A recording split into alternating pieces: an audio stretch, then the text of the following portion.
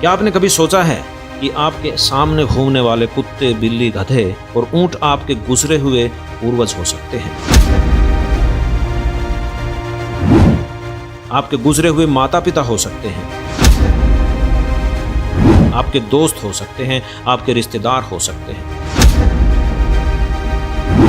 चौंकिए मत और गहराई से सोचिए। क्या आप जानते हैं पूरी पृथ्वी की आबादी से 20 गुना ज्यादा भूत प्रेत इस पृथ्वी पर है?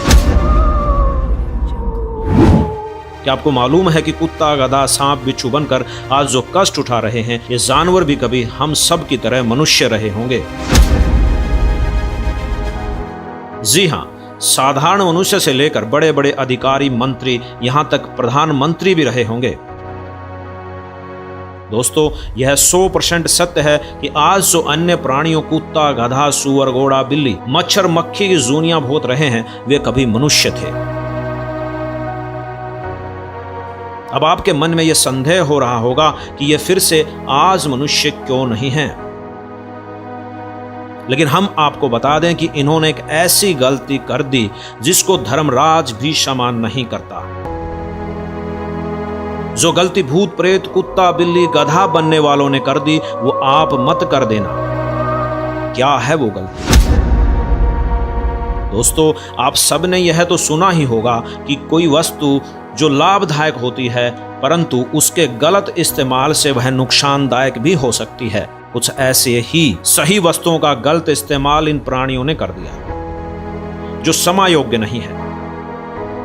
आप सभी को मालूम है कि भक्ति करना अनिवार्य है, परंतु यहां हम कहेंगे कि भक्ति करना बहुत ही अनिवार्य है। भक्ति से ही हमें हर प्रकार के लाभ मिलते हैं, और अगर भक्ति ही नहीं की तो हानि भी हो सकती है, अनेकों पाप भोगने पड़ सकते हैं। आप सभी ये सोचते हैं कि आप जो भक्ति करते हैं, इससे आपको केवल लाभ मिलेगा, आपकी मनोकामना पूरी होगी, आपको सुख मिलेगा, प्रभु का प्रेम मिलेगा, स्वर्ग में निवास होगा या परमात्मा प्राप्ति होगी। लेकिन क्या आपने कभी यह सोचा है कि इससे आपको नुकसान कितना बड़ा होगा? आपके मंदिर जाने से, मस्जिद, चर्च जाने से आपको क्या नुकसान हो रहा है? जरा गौर कीजिए कि आप इतनी भक्ति, साधना, व्रत, उपासना भी कर रहे हैं, फिर भी आपको नुकसान क्यों हो रहा है?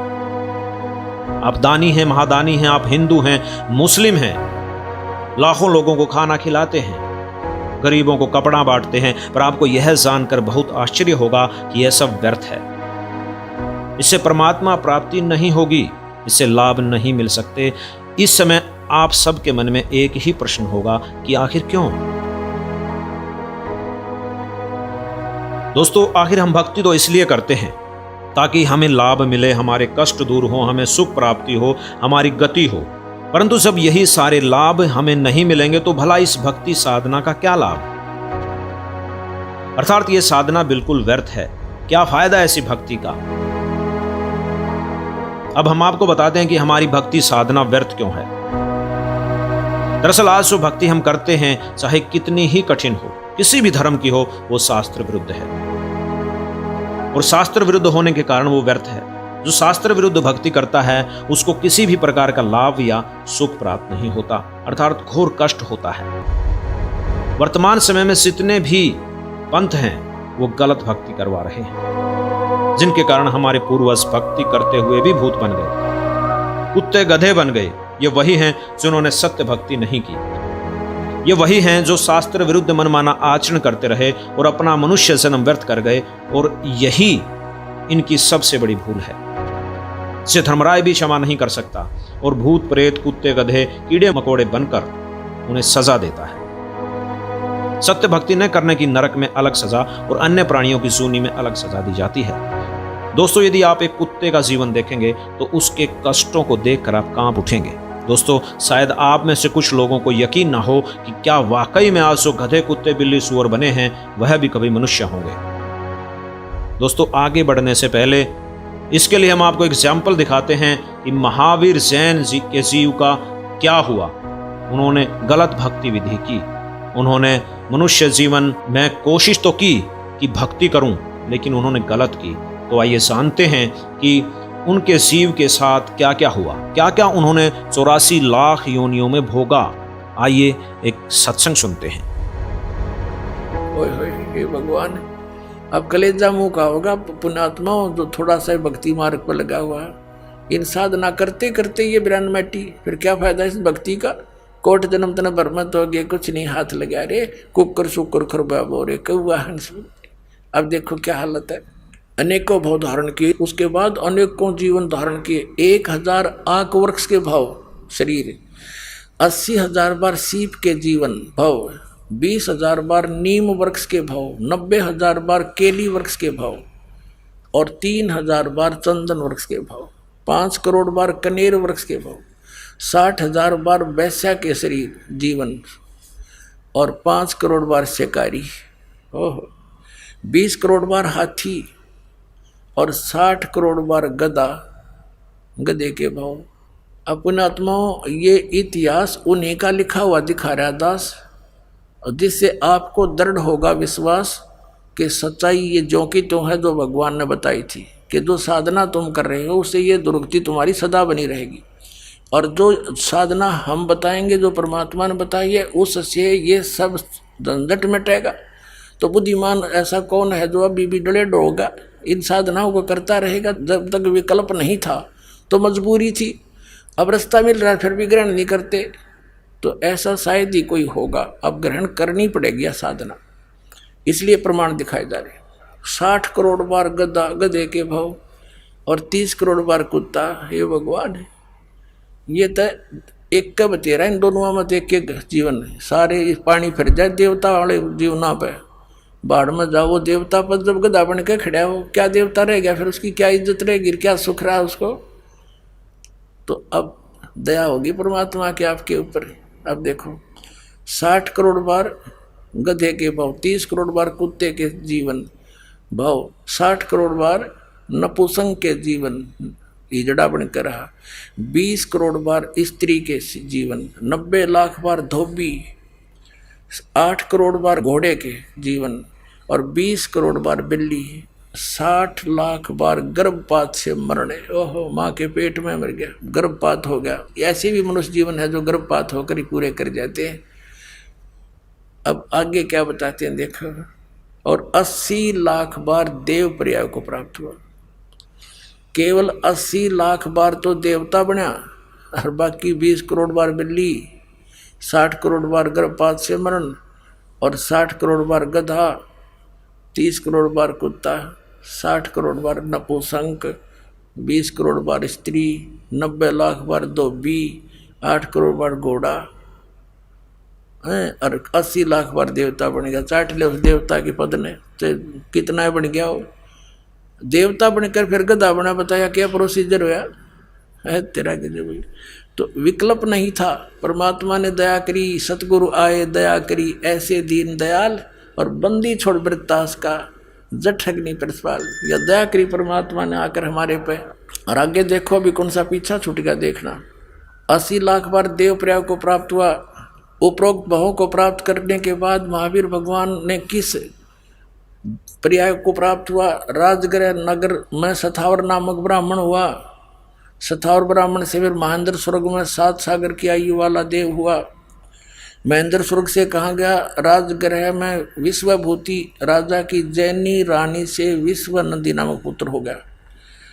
वहाँ से महाशुक्र स्वर्ग में देव हुआ। महाशुक्र स्वर्ग से कहा गया त्रिपृष्ठ नामक नारायण हुआ। त्रिपृष्ठ नारायण से फिर महावीर भगवान का जीव कहाँ गया, 7वें नरक में गया, फिर नरक में डाला गया। 7वें नरक से महावीर भगवान का जीव कहाँ गया, 296 पर सिंहगिरी पर्वत पर सिंह शेर हुआ, पुनः फिर प्रथम नरक में गया। नरक से निकलकर श्री महावीर भगवान का जीव कहाँ गया, हिमवान पर्वत शिखर पर सिंह हुआ। वहाँ उसे एक अजिंत एवं अमित गुण नामक मुनिराज ने संबोधित किया। सिंह का जीव किस पर्याय में गया, सौधर्भ स्वर्ग में सिंह केतु नामक देव हुआ। ये सारा कुछ करता करता फिर यहाँ आ जाते हैं, हम थोड़ा सा शॉर्ट करते हैं। यहाँ बता कि सहस्र स्वर्ग से महावीर भगवान का जीव कहाँ गया, जम्बू द्वीप के छतरपुर नगर में नंदीवर्धन नामक राजा की वीरमती रानी से नंद नामक पुत्र हुआ। नंद का जीव कहाँ गया? पुष्पोत्तर विमान में देव हुआ और उसके बाद 24 में तीर्थंकर महावीर भगवान हुए।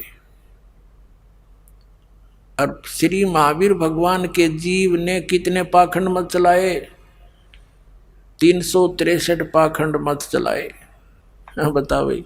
अब इसका निष्कर्ष निकालते हैं थोड़ा सा। राजा ऋषभ देव जी से दीक्षा लेकर के मारीची ने साधनाएं की, वो वेदों अनुसार साधना है और ब्रह्म तक की साधना है। ब्रह्म और परब्रह्म और ब्रह्मा विष्णु महेश अन्य इन तक की जो पूजाएं हैं, उनसे जैसा कर्म प्राणी करता है दोनों भोगने पड़ते हैं, उसमें कोई परिवर्तन नहीं हो सकता। राजा ऋषभ देव जी से दीक्षा लेकर के मारीची ने साधनाएं की, वो वेदों अनुसार साधना है और ब्रह्म तक की साधना है। ब्रह्म और परब्रह्म और ब्रह्मा विष्णु महेश अन्य इन तक की जो पूजाएं हैं, उनसे जैसा कर्म प्राणी करता है दोनों भोगने पड़ते हैं, उसमें कोई परिवर्तन नहीं हो सकता। तो जिस आधार से वो पुण्यात्मा पुण्यों के आधार से स्वर्गों में गया, देवता बना 80 लाख बार, और फिर गधा भी बना, कुत्ता भी बना, 60 करोड़ बार गधा, 30 करोड़ बार कुत्ता, रोते गिनती नहीं। ये दशा तो उस पुण्यात्मा की है जो शास्त्र अनुकूल साधना, वेदों अनुसार साधना कर रहा था। क्योंकि वेदों में कंप्लीट स्पिरिचुअल नॉलेज नहीं है। चारों वेदों का निष्कर्ष श्रीमद् भगवद गीता है। श्रीमद् भगवद गीता अध्याय नंबर 4 के श्लोक नंबर 32 और 34 में स्पष्ट किया है कि सच्चिदानंद घन ब्रह्म ने अपने मुख कमल से आकर जो ज्ञान दिया है, उसमें कंप्लीट स्पिरिचुअल नॉलेज है, संपूर्ण अध्यात्म ज्ञान है और वो तत्व ज्ञान है।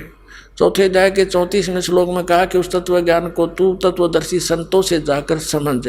इससे सिद्ध है कि गीता ज्ञानदाता भी कंप्लीट ज्ञान नहीं बता पा रहा, उसने ऑप्शन छोड़ दिया है, तत्वदर्शी संतों से पूछो। ऐसे यजुर्वेद अध्याय नंबर 40 के मंत्र 10 से लेकर 13 में स्पष्ट किया है कि तत्वदर्शी संत ही परमात्मा की स्थिति को अच्छी तरह जानते हैं, उनसे सुनो। तो इससे सिद्ध हो गया कि जो वेदों में वर्णित विधि है वो गलत नहीं है, लेकिन कंप्लीट नहीं है, उससे जन्म मृत्यु नहीं मिट सकती। इसलिए गीता ज्ञानदाता कहता है 18वें अध्याय के 62वें श्लोक में कि तू सर्वभाव से उस परमेश्वर की शरण में जा और तत्वदर्शी संतों को खोज कर ले, वो बताओगे उसका मार्ग। उसके पश्चात उस परमेश्वर की कृपा से तू जन्म मृत्यु से सदा के लिए छूट जाएगा, फिर सनातन परम धाम को और परम शांति को प्राप्त होगा। तो पुण्यात्मा, ब्रह्म साधना करने वाले मारीची के विधिवत साधक के ये ऐसी हालत हुई और आगे वही जीव महावीर जैन कहलाया, जो जैन धर्म का अंतिम आज तक का और 24 में तीर्थंकर हैं। उसने ना तो कोई गुरु धारण किया, उसके इतिहास में लिखा है, अपने आप हठ योग करके जैसा भी उसने अपनी साधना की, उसके बाद अपने अनुभव से 363 पाखंड मत बकवाद पंथ चला दिए। अब वर्तमान के जैनी इस महावीर जैन द्वारा चलाए गए पाखंड मतों के आधार से साधना कर रहे हैं। इनकी के दुर्गति होगी तो एक बार भी स्वर्ग ना जा सकते। यो कम से कम 80 लाख बार तो देवता बन गया था। तो दास का उद्देश्य किसी की क्रिटिसाइज करना नहीं है, आपको ये दिखा रहे हैं कि आप जी विष खा रहे हो, इस विष को त्याग कर अमृत खा लो, आपका मोक्ष होगा, आपके बच्चों को भी सुख होगा। साधना गलत कर रहे हो। अब क्या बताते हैं, कोट जन्म तन भरमत होगे, कुछ नहीं हाथ लगा रे, और कुकर सुकर खरबा बोरे कौआ हंस बगारे। कोटि जन्म तू राजा की, ना मिटी न मन की आशा, भिक्षुकों का दर दर घूम लिया, ये मिला ना निर्गुण रासा। ये साधना नहीं मिली। आप ऐसे कठिन साधक भी रहे हो, घर त्याग गए, जंगल में चले गए, नगरी से भिक्षा मांग लाए, सूखी रोटी जैसी भी मिली खा ली, बाकी रखती वहीं पर सूख जाती थी, अगले दिन भेकर खा लेते थे, 2-2 3 दिन तक उस एक दिन की भिक्षा से, और जंगलों में अपना टाइम पास करते थे, भक्ति करते थे। उससे क्या मिला कि इंद्र कुबेर ईश की पदवी, ब्रह्मा वरुण धर्मराया, विष्णुनाथ के पुर को जाकर तो फिर भी वापस आया। क्या बताते हैं कि भिक्षुक होके तू दर दर घूमया, मिला ना निर्गुण रासा। ये साधना ना मिलने से, सच्ची साधना ना मिलने से तू ऐसी कठिन साधना करके भी उच्च पदों को प्राप्त करके, ब्रह्मा विष्णु महेश तक की पदवी को प्राप्त करके, इंद्र तक की पदवी को प्राप्त करके भी तू फिर वापस यही जन्म मृत्यु में चक्कर काट रहा है। इसलिए क्या बताते हैं, असंग जन्म तन मर्त्या होगे, जीवित क्यों न मरे रे, द्वादश मध्य मैल मठ बोरे, बहुर न दे धरे रे। अभी तक 10वें द्वार पे जोर दे रखा था कि 10वां द्वार पार कर गया बस मुक्ति हो जाती। 10वां द्वार तो इस ब्रह्मांड के अंदर ही रह लेता है, इससे बाहर नहीं, जन्म मृत्यु से बाहर नहीं होता। 12वें द्वार में सतलोक है, 12वां द्वार पार करके जाना पड़ेगा। ये सब ब्रह्मांडों के रास्ते हैं। तो 11वां द्वार 21 ब्रह्मांड को पार करा के परब्रह्म के लोक में प्रवेश कराता है, और 12वां जो द्वार है वो इस अक्षर पुरुष के ब्रह्मांडों को पार करके सतलोक में प्रवेश होता है। तो गरीबदास साहिब जी जो आंखों देख कर आए थे परमात्मा के साथ जा करके, वो बता रहे हैं, द्वादश मध्य महल मठ बोरे। वो महल, वो स्थान, वो मठ, वो स्थान जहाँ जाने के बाद फिर लौटकर संसार में नहीं आते, वो 12वें द्वार को पार करके है। द्वादश मध्य महल मठ बोरे, बहुर न दे धरे रे। वहाँ जाकर फिर जन्म मृत्यु नहीं होती। फिर क्या बताते हैं, असंख्य जन्म तन मर्त्या होगे, जीवित क्यों न मरे रे। दोस्तों, सारे विश्व में आज के समय में सिर्फ संत रामपाल जी महाराज के पास ही वो भक्ति विधि है, शास्त्रानुसार भक्ति विधि है, जिससे आप मोक्ष प्राप्त कर सकते हैं। संत रामपाल जी ही परमेश्वर के वो अवतार हैं जो 84 लाख योनियों के भयंकर कष्ट को और इससे जन्म मरण के रोग से हमेशा हमेशा के लिए छुटकारा दिलाकर पूर्ण मोक्ष प्रदान करके आपको फायदा दिला सकते हैं। अतः आप सभी से ये रिक्वेस्ट है, ये प्रार्थना है कि संत रामपाल जी महाराज जी का ज्ञान सुने और जितना जल्दी हो सके उनसे नाम दीक्षा लेकर अपना कल्याण करवाएं। सत्संग।